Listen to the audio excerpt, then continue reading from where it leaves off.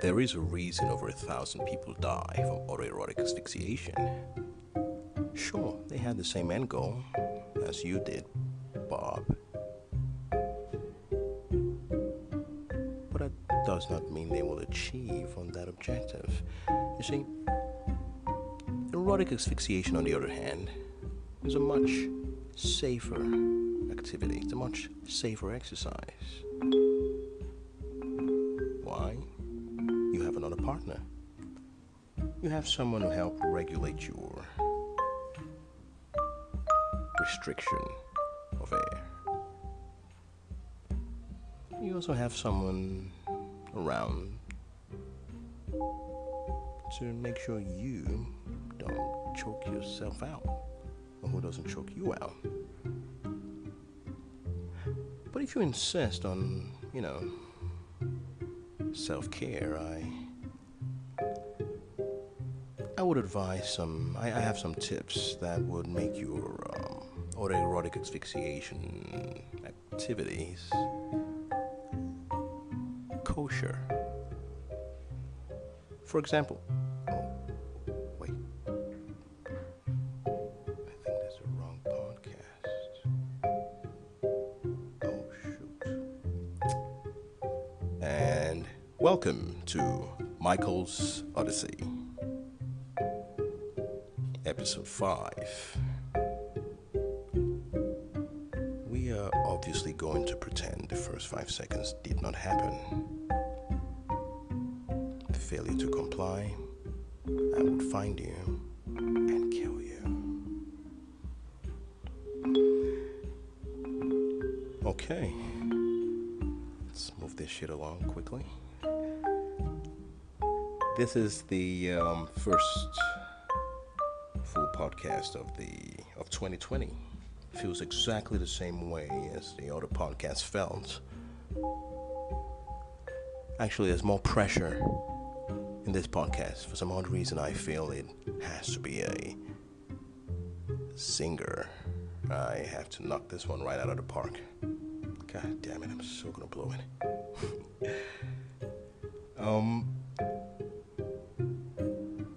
This podcast will be in a series. It will be in different parts because there's just so much content to run through. This was built out of observation, out of my interest in observing minute, subjective habits and patterns. I am also fascinated with with minute, tiny, little nudges, subjective nudges that plays a much larger role as it sips into society or as it sips into a mob. These are part of them. We are an odd bunch, humans. We live on a big rock. And to make matters worse, we gotta share this rock with a whole lot of other people. There are about 7 billion of us, so 7 billion experiences, 7 billion notions. But it's not really 7 billion notions, is it? We do have subjectivity in us, but generally we can be broken up into huge chunks of stronger shared beliefs, customs, and thus behavioral patterns. So I find the ones I'm going to speak of fucking fascinating.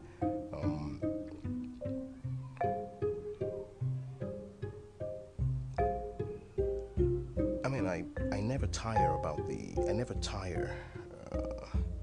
about learning and discussing about the intricate tale of our remarkable species, our anthropological transmogrification. We are a remarkable species. I'm not going to bore you with this, with the tale, the saga of our survival. No. I'm here for a much nobler cause, obviously.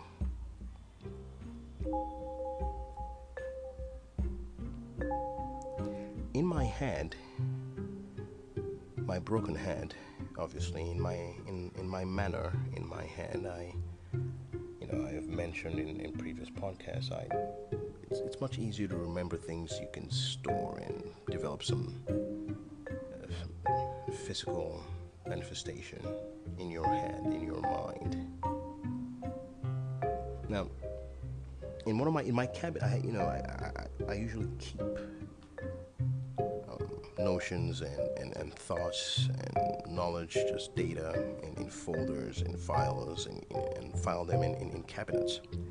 I quite enjoy digging into them and going through things that I have found very interesting. In my head, I have labeled and placed key observances, certain types of observances and observations built out of this minute subjective take that has larger implications.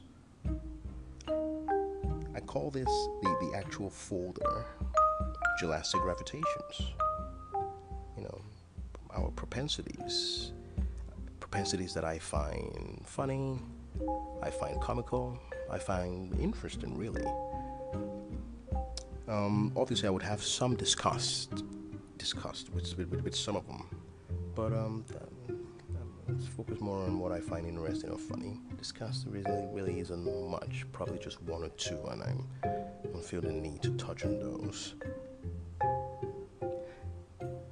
I am almost always in a constant state of have you ever noticed? Or what's the deal with? I don't know. I'm always in that state, and this is a very good state. It allows you keep your observation hat constantly on. Now, the file is actually called Gelastic Gravitation, but the actual folder where I keep several of these files is called know what's weird? True story. But side notes, before I proceed, I am not here to mock or to criticize, and most importantly, to trivialize feelings and emotions or experiences. I value experiences a great deal. I am truly an experiential passenger.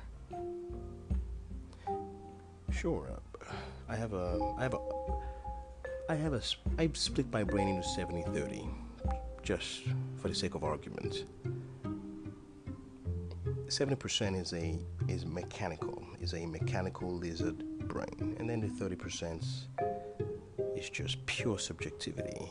I mean, there's nothing like pure subjectivity, but I'm trying to be as I will play with words a bit, just as irrational. Just pure irrationality that I enjoy, irrationality that I study, irrationality that I gain from on an emotional level. But you see, the lizard part of my brain just cannot allow that to go away. I want to find out how that subjective mind works, why it works the way it works, and how does it affect me? To what extent does it affect me? How many decisions do I make based on that? Are my decisions correct? How would I know if they're correct? So that is why I want to unravel. I want to take a peek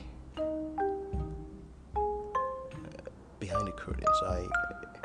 I want to take a look inside a designer's handbook. I want to open his notes. I want to see how the gears work. I want it all. I want it all. So let's proceed. The first of my observations is a big one. This one kills me. And what makes it worse, it is vital to us as intelligent, progressive human beings, as a progressive species. It is vital to our internal calculations, vital to our internal processing. But shockingly, it is something that slips through the cracks so easily. What is it? Understanding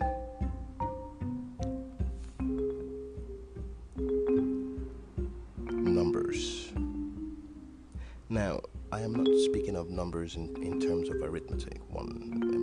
Addition, subtraction, and multiplication. Yes, sure, you would use these tools, but by numbers, I'm speaking more on how we look at variables, constants, statistics,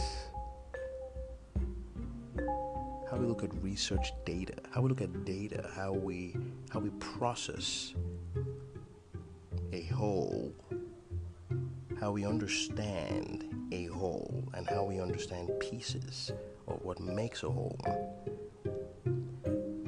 This affects arguments. This do not just affect arguments, this affects the quality of thinking.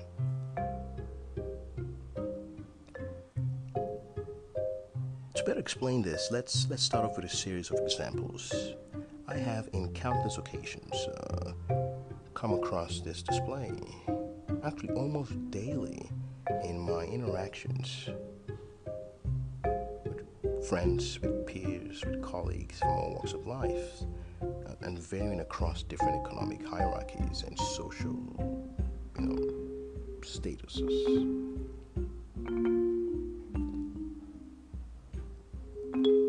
An understanding of how to dissect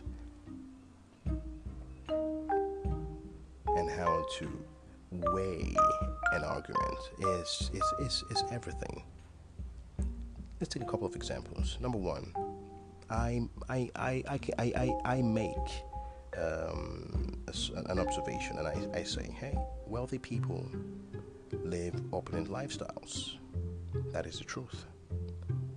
Now, people usually respond, oh no, I know rich people who live modestly and who are very low key, who do not live in nice houses, who do not wear nice clothes, who do not purchase nice or higher quality things, or things of a high monetary value.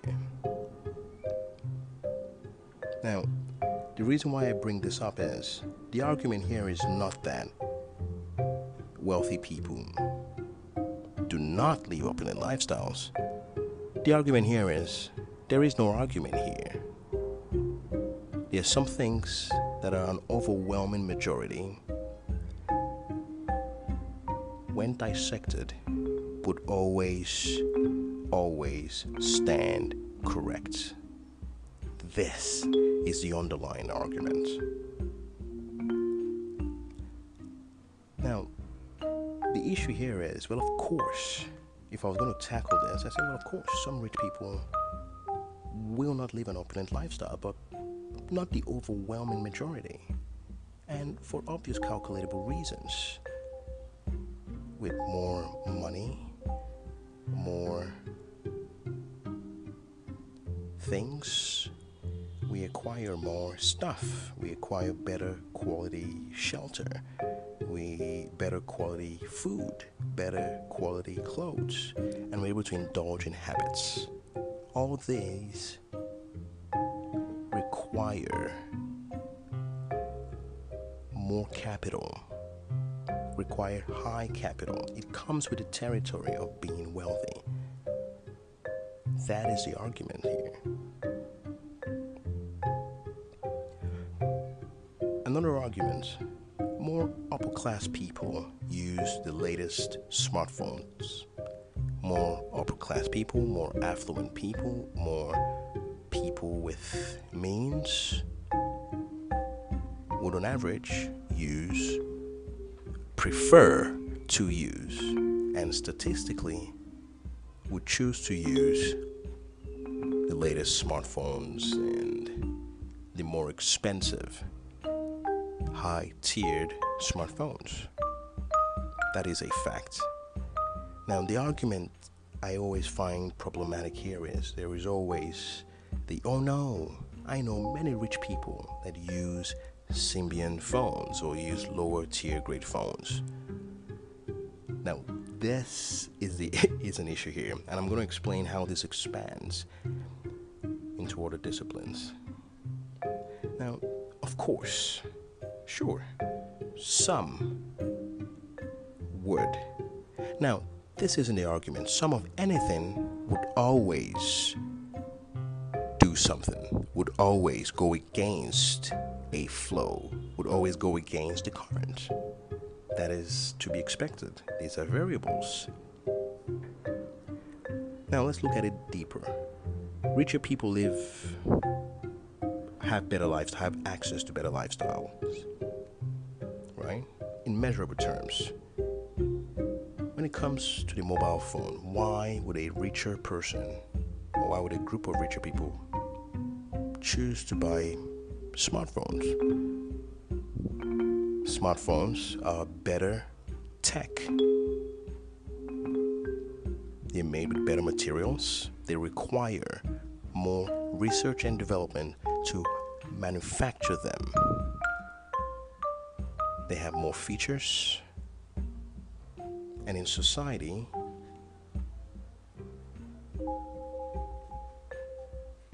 they are now utilized as some sort of a class status item.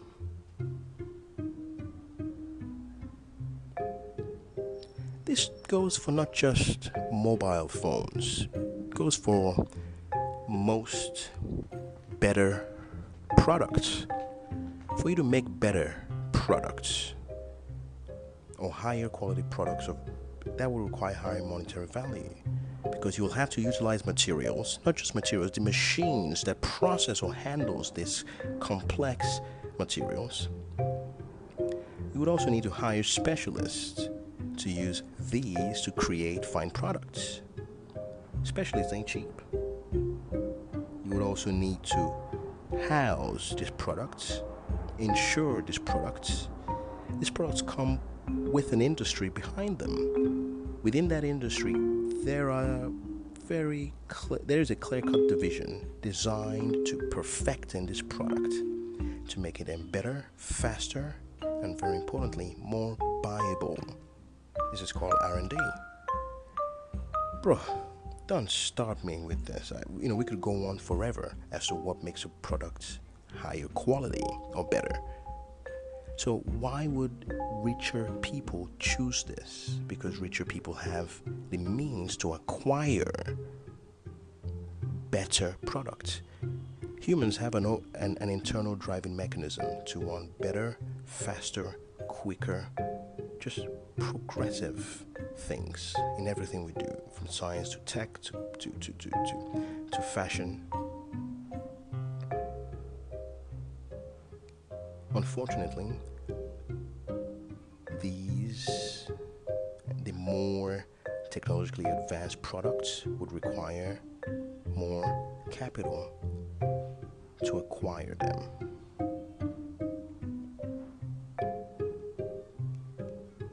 Ergo,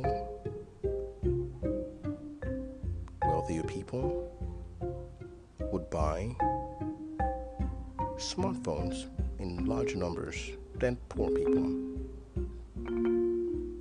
Now, rich people are obviously not the only ones in this category, but I'm not speaking about rich billionaires, no, just more well-off people. Sure, whomever can afford it buys it, but the question is, how many poor people versus how many well-off people will be able to afford it? Count. Literally count. Look at the numbers. Even in a poor country, the more well-off, even in an extremely poor country, the more well-off would always acquire the better, higher quality products. Rich people actually fund industries. I'm not a supporter of, thinking of rich is better. I'm just being very objective about it. and rich people fuel industries. The fact that they purchase these items puts money into those companies. Will be able to pay scientists more money, take more risk, do more research and development, buy better products, and pay people to think of ways to make that product better. Fact. I'll give you another example, another genetic example. I say the standard of education in country XYZ is subpar and will lead to a creation of lesser performing, leaders, great leaders of industries and global influencers. When you have substandard education in your country, you do not create sound institutions. People usually respond to this. Oh no, in poor country XYZ, look, we have educated people. There is one guy over there, Mr. A. Mr. A is the best, or one of the best literary writers in the world. Look at B. B is one of the greatest authors. Look at C. C is one of the greatest painters. So you see, well-off countries are not better or produce better people. This is an extremely dangerous way of thinking. I never understood how this kind of thinking would bear fruit, really. We can tackle this very systematically. Let's do that, shall we? First things first, I obviously understand the emotional aspect of if you're from said XYZ country. Obviously, nobody wants to know. Nobody wants to admit they are living in a failed society, or the cultures, the norms that they have developed are somewhat inferior, or will not create great successes, because we attach a lot of our egos, a lot of our identity, to a country or to a group. But unfortunately, reality is not your friend, and this argument can be blown out of the water very easily. Let's break this down. So when people usually come back with that rebuttal, I always ask them, what are the educated numbers in XYZ city or country as compared to the population? That means if you have 100 people in XYZ poor country, how many people are educated within those countries? Now compare that to country ABC. The poor countries, or countries with subpar, not poor country, the country with subpar educational standards would most likely have 2 out of 100. The ones with a higher educational standard would have 70 out of 100. 70 and 2 are two massively different numbers. What about the educational amenities? How many actual world-class educational amenities or institutions that can groom minds? How many do you have? And by world-class, I mean truly superior global standards in comparison to everyone else on Earth. The definition of world-class is really not open to so many interpretations and subjectivities as we might think. There are certain quality design levels one must reach to truly be able to compete with others around the world. Now, within those schools, how many of the students not just pass, but how many in country XYZ, how many students pass well? Now let's look at the great minds that country XYZ would scream out as proof of their equal standing with, let's say, a country that invests more into education. This also is an extremely weak argument. Now you mentioned we have Miss A as the greatest, literature writer in the world. We have Mr. B greatest engineer of all time. We have Mr. C. Not the greatest, but of world-class standards, repute, achievements, capabilities, and skill. And the question you have to ask yourself before getting excited is, how many of these A's and B's and C's are you providing? How many? How many as compared to your education population? How many? Now, forget about A's and B's. Okay? A's and B's, let's say A's will be someone like Wole Soyinka, Elon Musk, Chimamanda Adichie, Neil deGrasse Tyson. You want to throw in industrialists, Bezos.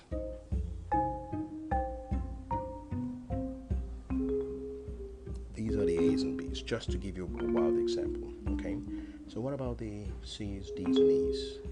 I'm not saying lesser, but great minds, guys who have minds similar minds to those of Elon Musk, or similar minds to Isaac Newton, Marie Curie, similar minds to Ransom Kuti, similar minds to these people, but they are not on a platform, for example, where they are there to run their own vision.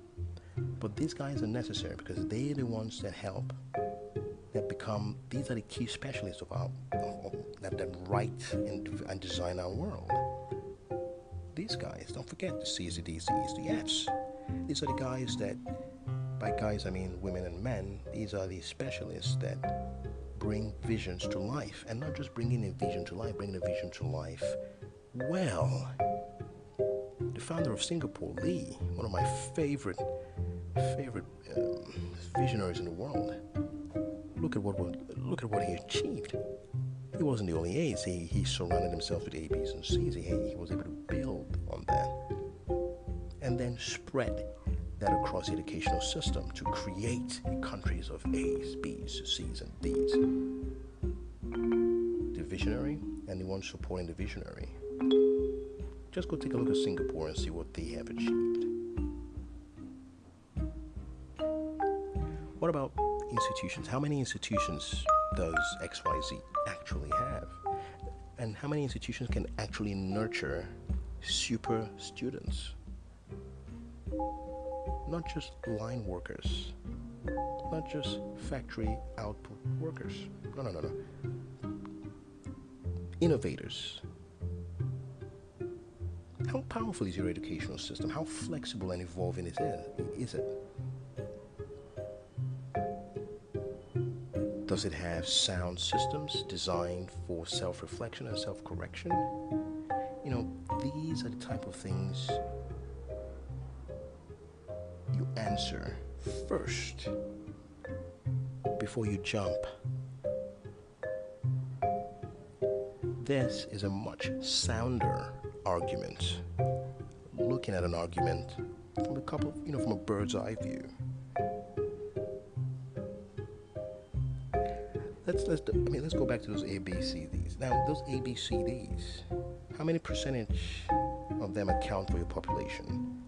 For your educated population, let's go with that. 5%? What about 20? What if yours is 1%? For countries that develop more into education, will have a high percentage of truly remarkable people.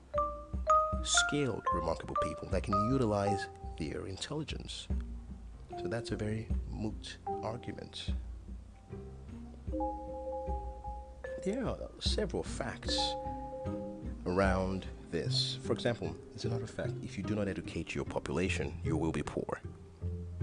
Now, this translates in several ways.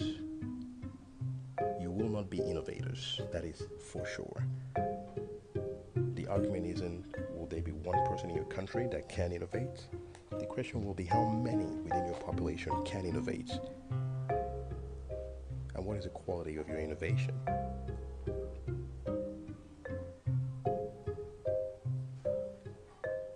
Education is important because it is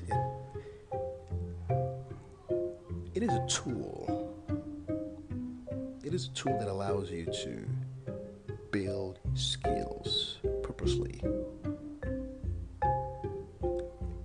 acquire new type of skills like rational thinking and purposeful, creative, and critical thinking.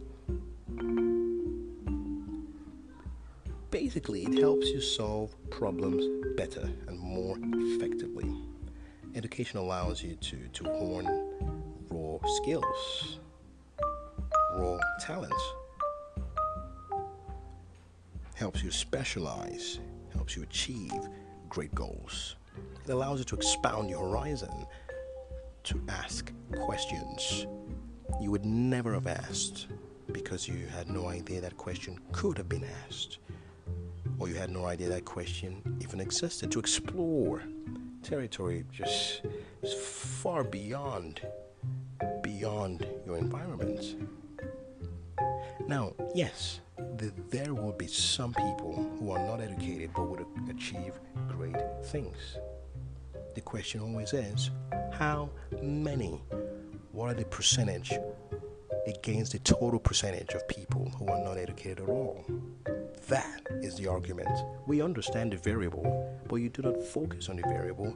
You focus on the overall picture. You focus on what causes the most effect.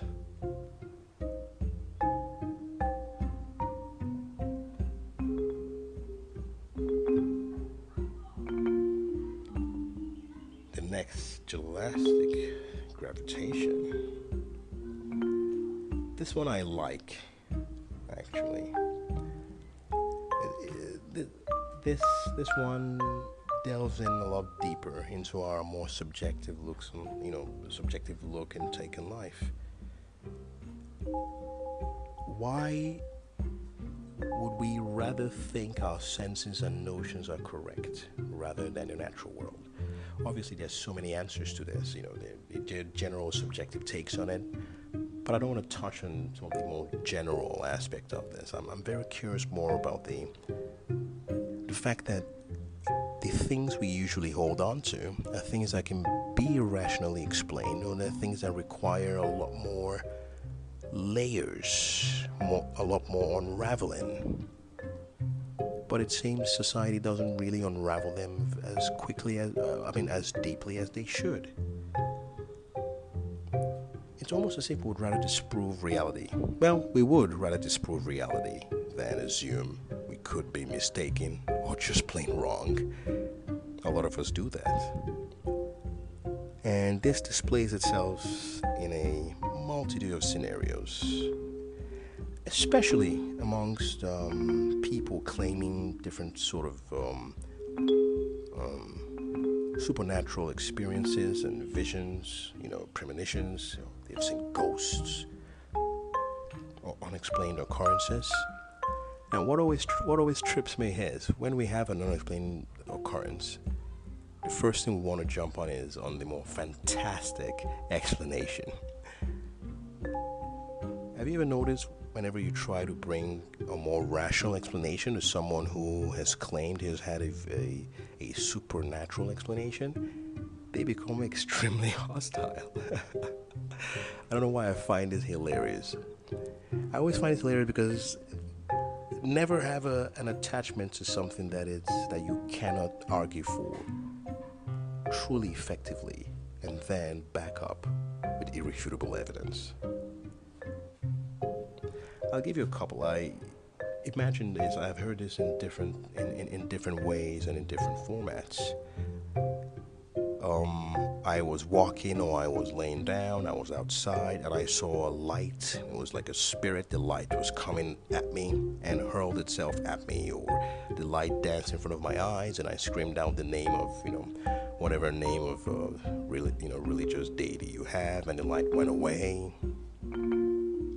So many angles to look at this. But you know what? With this, I don't think I need to dissect this one. How about I just point out one or two points of contentions, and you can try and decipher those ones. First things first, let's look at this. You saw light. So many things to take out of this. There is your interpretation. There is the actual physiological. There is the light, whatever you think that light was, and then there's the reality, whatever it actually was. How do we find out what the truth is? We try and take out as many irrational and impossible things and look at the evidence we have on the ground. We try and provide and think of a lot of different ways in which people do see these things. First of all, your visuals.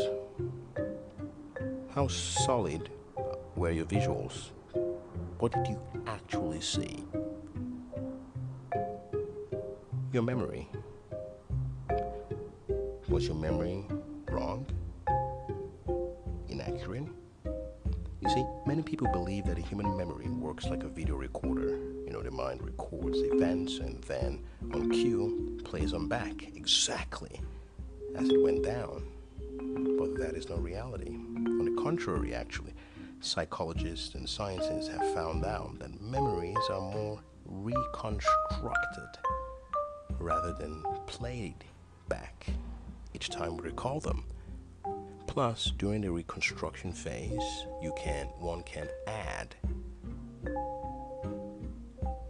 different external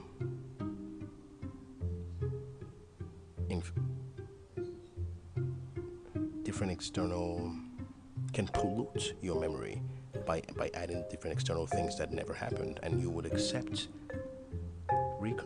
during your reconstruction process, include that into your memories, and you would literally swear on your kids that you saw that thing. This has been proven so many times.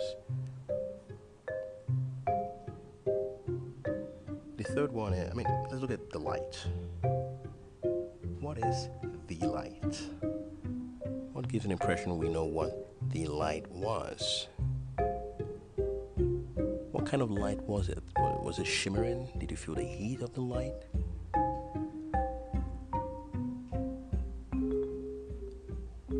Perhaps you're just wrong.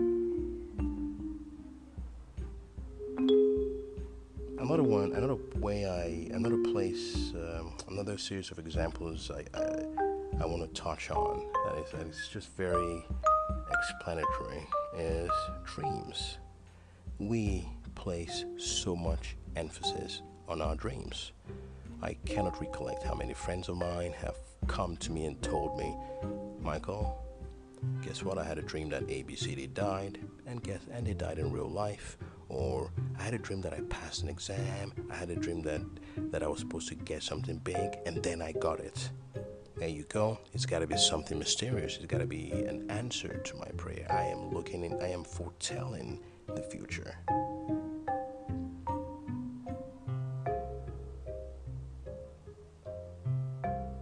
So many angles to this. So many. You know what? I'm going to break the dream one into two. Dreams are actually a serious phenomenon that has and still is commanding time and interest of society and scientists and experts. Now, obviously, within any scientific discipline, anytime there is a question that has not yet been answered, do not assume what the answer is. We are still working on it. Not every question would produce an easy answer, and producing answers for questions is a very hard thing. But when it comes to dreams, we have some theories, well-tested theories, and there's some hypotheses, but I'm not going to mention those, but more very soundly tested theories backed by actual scientific data. But I won't call this definitive, but this sheds a lot of light into what happens in dreams. Some of them are definitive, not definitive completely, but definitive in terms of how strong the data is on this.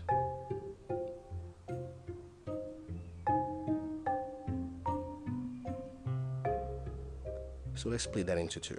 We'll call two different, I'll give you two different scenarios and then explain the scenarios. The first scenario happens, so many times. This is when you have a dream about something that is going to happen. And then, due to your actions, it happens. That's called post-dream. So, dreams may include events that a person has not necessarily thought about whilst they were awake, right? Now, after dreaming of something such as, as I mentioned, passing a test, getting a business deal, achieving an objective, the dreamer's behavior might change when that person wakes up. So in the case of a student, dreaming you're going to pass or fail, the student wakes up, studies much more, much less for the test after that dream, because the dreamer considers the dream a reflection of a very likely outcome.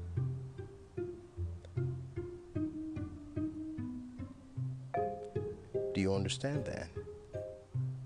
But the power of dreams in this case only comes true because the dreamer is partially controlling or fully controlling some aspects based on what he dreamt. That is one. Now let's make this much harder. How about dreams that come true without zero intervention? No post-dream action that could have been controlled by the dreamer or anybody else who knew what the content of the dream was.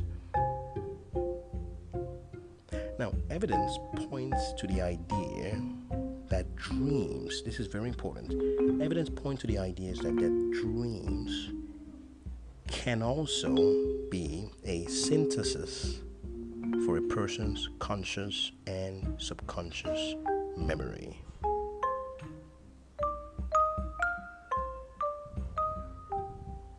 Okay? A synthesis of your conscious and subconscious memories. Now, in your subconscious and your conscious memories, these are where you store data, information, things that stimuli, basically.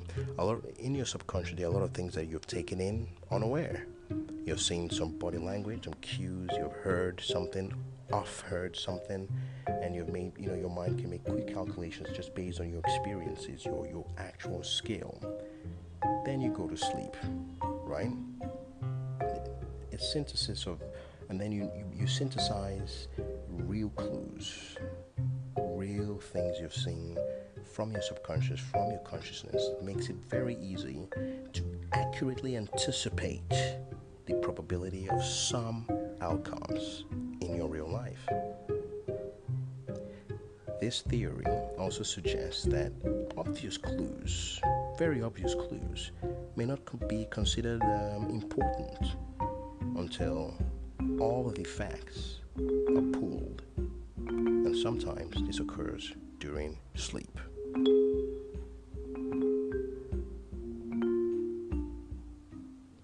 Okay. This Gelastic Gravitation I fucking enjoy. This is hilarious. No, this is both hilarious and problematic.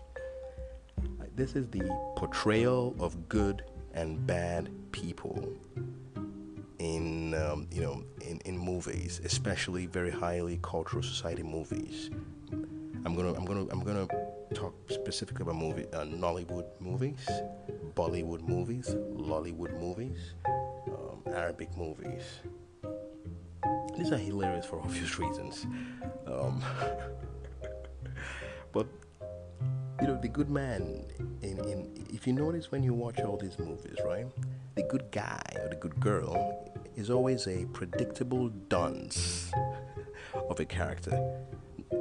And that character is always written with as little complexity as possible.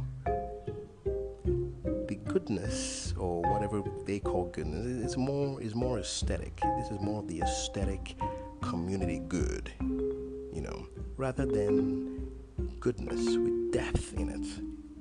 for example, if you look at movies, they also conflate, several normal characteristics. Wash the dishes, do the chores, and they portray this as the ultimate tasks.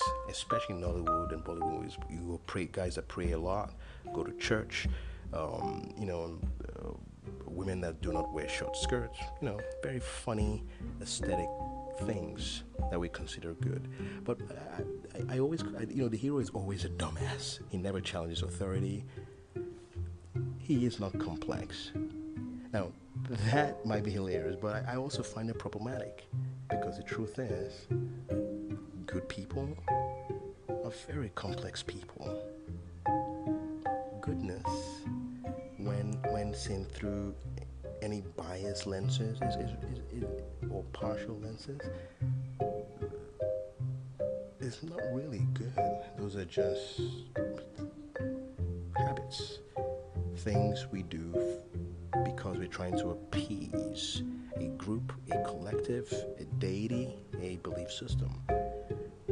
Good is not how well you adhere to honestly, to just a cultural practice or a way of life. Good deeds are, good acts are extremely virtuous. These are irreproachable. Good people, do a lot of good things altruistically. It has an altruistic element to it. Not all the time. Sometimes, there are times you can do genuine good deeds, but have some ulterior or some selfish motives. Those are okay. What matters is the deeds are done for altruistic. The primary end goal of those deeds is to do something that would positively impact a thing, a person, a process, and a system outside of the confines of a very limited appeasement of one's feelings, of one's notions.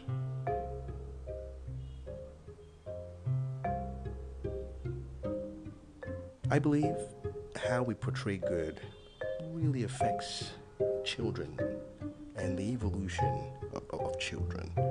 You can always tell in societies that are extremely cultural, goodness isn't very complex. It really isn't the case. Take yourself, for example, you listener. You're a complex person. Sometimes you do some things that are not 100% selfless. You might get into a fight with your parents. You might not want to wash the dishes. You might not enjoy doing tasks, manual tasks at home. I'm not saying those are good things, but those do not make you a bad person. You can still be a very good person. The best humans I've met, the best humans, not just me, the best humans I've come across, people I've read about, they seem to have complexity.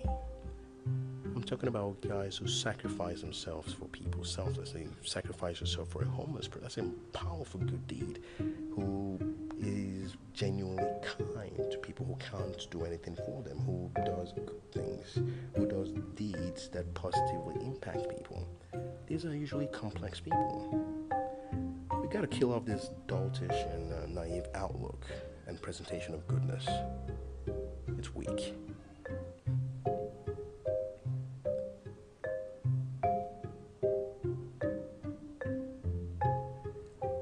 This Gelastic one is pretty damn good. This I actually like. This one is being used, like overused, my god, in real life, in art, from movies to political pundits. My god, this one has been overabused. I haven't met an asshole who hasn't used this one, ever. Seriously.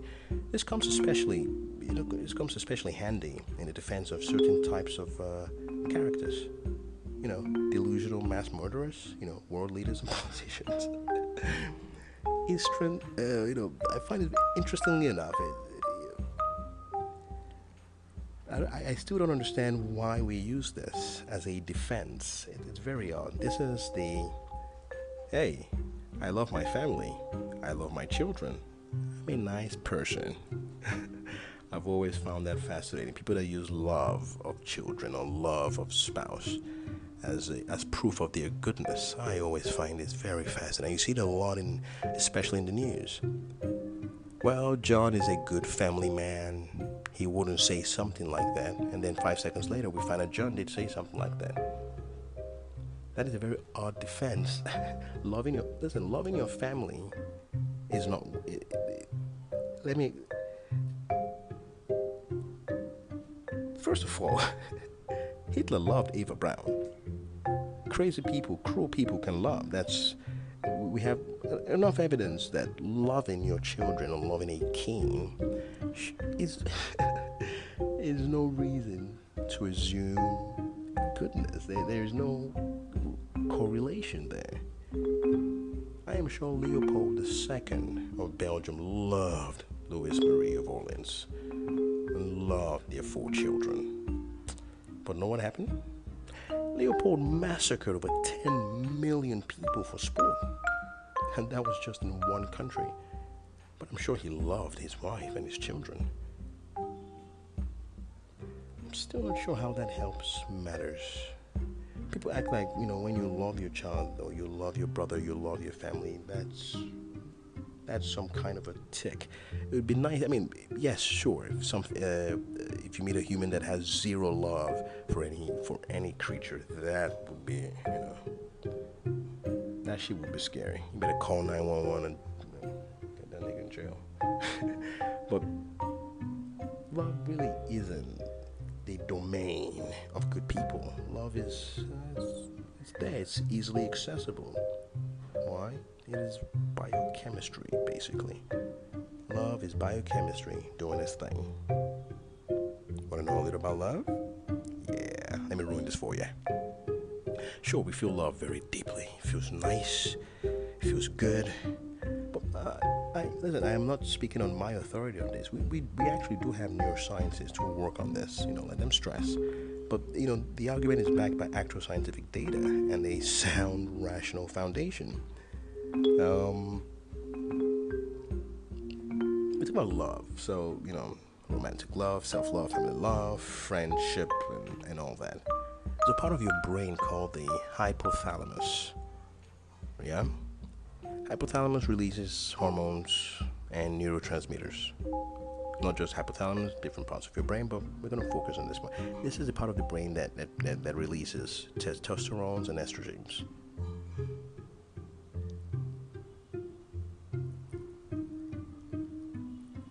These are your sex hormones. Now, how the hypothalamus works is it is a part of the brain that controls reward behavior. Does this by producing something called dopamine. High levels of dopamine and other hormones. That is why we always seek the company of people who attract us and people who we want to have sex with. Because anytime you're around them, this causes your brain, that part of your brain, to release these hormones. They are released when we do things that make us feel good to us. So, anytime you guys be wanting a stud, just blame biology. Even when you feel giddy, exhilarated, euphoric, you're in love, you're attracted to somebody. Even a loss of appetite, mood swings, can't sleep, that shit kills you. I know. I thought it was magic. Nope. Dopamine. Dopamine, it affects the release of actually a neurotransmitter called serotonin. Serotonin regulates mood and appetite. Insomnia too, yep, also chemical for that. For real. Now, the other type of love, the ones that we really love,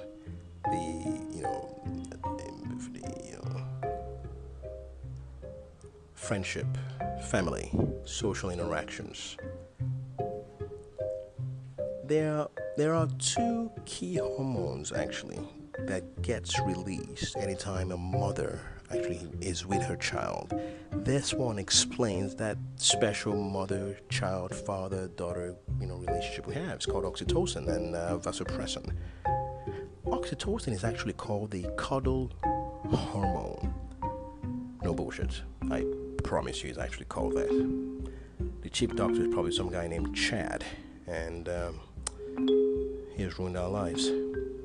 But seriously, like dopamine, oxytocin is produced by the hypothalamus and released in large quantities during three key vital activities: sex, during orgasms, during breastfeeding, and during childbirth. I know, this looks like a weird assortment. This looks like a weird assortment of activities, and I mean, I can vouch for the first one. That feels good. Breastfeeding, I don't know. Childbirth, yeah. No. I'm gonna stay away from that one. That one looks painful. But if you notice, all these three things are actually very important things. If you look deep in them: sexual orgasms, breastfeeding, and giving birth. There's a common factor in all these events. These are the precursors to bonding. When you bond with people, it acts like So that bonding, that is the oxytocin and the vasopressin. It acts like a gluing agent, driving that need to bond. You breastfeed your baby, your brain releases these chemicals. It increases your need to want to bond with that baby. That's why it gets released after childbirth. When the baby is essentially in need and dependent on a host for nourishment and survival. Even women that give birth during birth by cesarean section without going through labor, or women that opt out of breastfeeding, they still form very strong emotional bonds. Grandparents, adoptive parents, they form lifelong bonds with their with their children. And the preliminary evidence suggests that just simply being in the presence of an infant releases oxytocin in adults. Basically, the baby forces you to love it. This is an actual reality. I mean, don't get me wrong, I love love. I love the fact that it is psychosomatic in its design. I respect its commanding effect. Love is bi-directional. But with all said and done, it is all nothing but basic biology.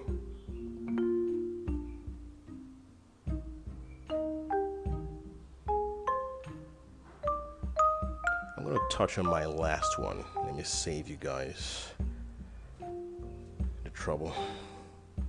Being basked in my presence is overwhelming. I find very odd. This is a very simple, direct one. I find it odd when people do not freak out enough about how insane this shit is. Life, consciousness, existence, and really want to delve into it. I'm not talking about just putting a blanket statement on it. Oh, it was a gift from the gods. No, but really look at it. I find life is a fucking oddity. Really it is. I mean, the universe, 13.8 billion years old? Our planet formed just 4.5 billion years ago. First humans, 66 million years ago. Homo sapiens, 200,000 years ago. Can you imagine the probabilistic odds? Not just the probabilistic odds for us existing. We can map it out in maths. There are strong odds for not just us, for other life forms, due to the fact that the universe is ever expanding. It is infinite. So, but it's how life works. Life works in a series of mistakes and chances, and I find it all fascinating. What the fuck is life? It's a chain of carbon atoms. Well, I find all this fascinating, and listen, the human mind, the human body, the human experience, it's no small thing. We can talk about it every single day for 1,000 years, and it wouldn't still have data. that's why I'm very happy we have methodologies. You know, we have neuroscientists, we have psychologists, we have biologists, we have chemists. You know, we got them all working on this. And thanks to the